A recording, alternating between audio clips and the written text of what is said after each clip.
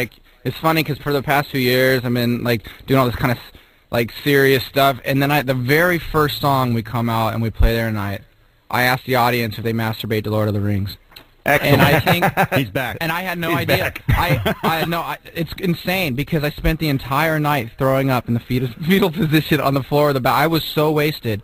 But you know, when it's kind of like, you know, when Mel Gibson got drunk and he started doing all that like racist stuff, and then he comes out and he's like, "Who's the alcohol?" No, you know, I think that's what happens. You know, at least with me, I got drunk and it all came out. I just wanted to say so many bad words. Well, I was able to do it. So I'm looking forward to the tour for that reason. To say, because you can say bad words. Yeah, and these guys have actually been very tolerant over the years of bad words, except for the one time when I was going off about having sex with dead bodies in front of 20,000 people. Yeah, a lot of people don't find that funny. No. Yeah. But I was talking about the Bodies exhibit, which is more sophisticated. Oh, right. It is, yeah. The traveling. And, ooh, artistic. Artistic. Now, you guys have creative tour names. Is there one for this one?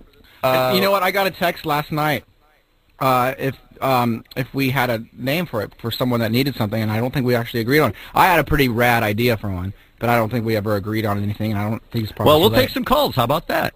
Hey, nice segue. If you nice have, segue into the let's take some calls. If you have an idea for a band name, I mean for tour name, for Blink-182, they have a band name, tour name. Go ahead and give us a call if you want to ask the guys a question, and all three members of Blink-182 are here, and we'll be right back.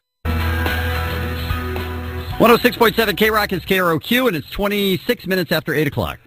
Yeah, it is. How about Blink-182 being with us here this morning on the Kevin and Bean Show? Hi. Good morning. Good morning. Hi. This is We're great. going to take your calls in a moment at 1-800-520-1067. Question for Travis Barker, who, along with his good friend DJ AM, headlined our Weenie Roast show on Saturday night. How are you able to lift your arms today? That's my question for you. After watching that performance, that was unbelievable to see in person, Travis. Oh, thank you so much. We had a great time. That was such a fun show.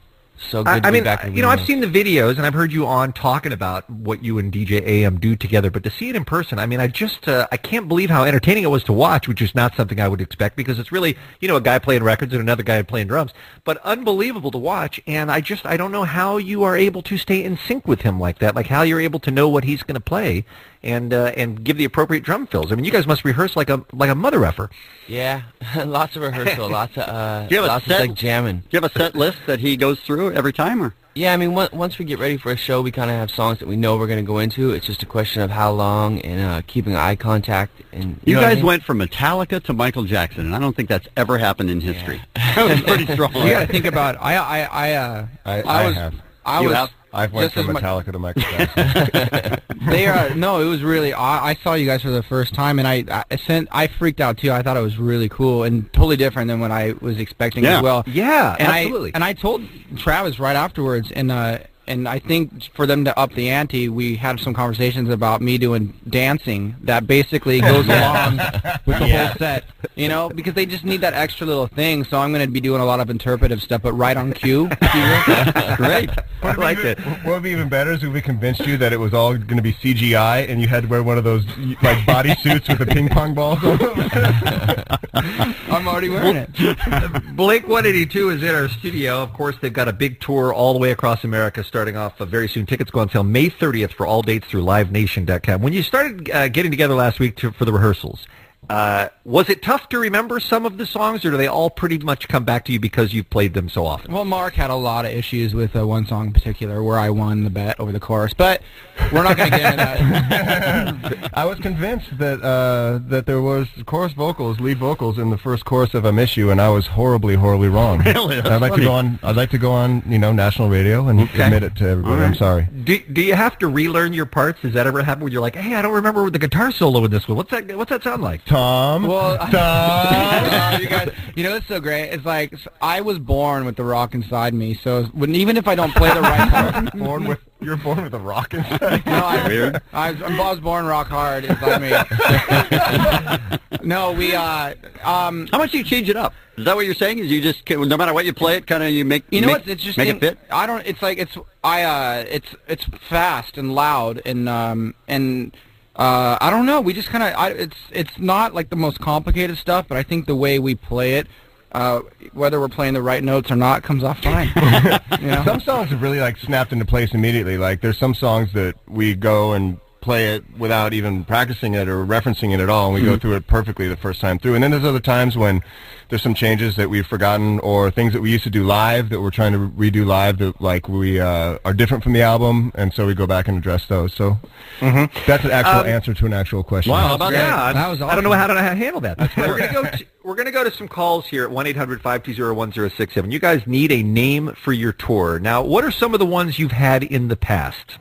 Poo Poo PB tour. There's that one. Poo Poo PB. There was the Rock Around Uranus tour. Race Around Uranus. Race Around Uranus, Yes. yeah. We had Mark, Tom, and Travis show. We had the one with the flaming F-word sign. I don't know what that one was called. But We had the F word on fire, thinking it was awesome, and then we also wanted our name Blink on stage. When we got there, it said F Blink, and we didn't realize that. Well, I don't know. I mean, some of these that people are calling in with, I don't even know if we can put them on the air, to tell you the truth. Well, some of them we can. is one of them called Go Back to Hating Each Other tour? It isn't, but that's a good one.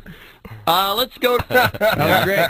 Thanks for calling. That's not what it said on there, so I didn't know that's No. what Yeah. where Let's it's try Jake on line 5. This sounds like We you should should be really writing go with these that, down. though. You should go with that. We should really go with that. That is a good one, right? Well, wait to hear what Jake has got. This has a very Blink feel to it. Hi, Jake. You're on with the boys. Go ahead. How's it going, guys? Good. One-way ticket to Boneville tour. I like that. One-way ticket to Boneville. I actually think that's actually really good. All right. I knew that one would appeal to Tom. I knew want to that go one. there. I want to go. All right, thank you for the call. Let's try Kenny on line 8, please. Kenny, thanks for calling the Kevin and Bean Show. You're on with Blink-182. What should they call their tour? Well, I think that they should call their tour the Mr. McSkeezy Tour. The Mr. McSkeezy Tour. Easy. Is that- S-E-E-Z-Y. That's great. Is that a reference to something in particular or just a name you find funny? Well, I live in the East Coast, and it's a term that we use around here a Okay. lot. All right, so it's a local East Coast. That's perfect. I don't think that tops One-Way to Boneville, though. Do you Yeah. guys? I think one-way ticket to Boneville. Teddy, you failed. By the way, speaking of the tour, getting a ton of emails from people who are watching online and listening through the stream that are asking about other countries.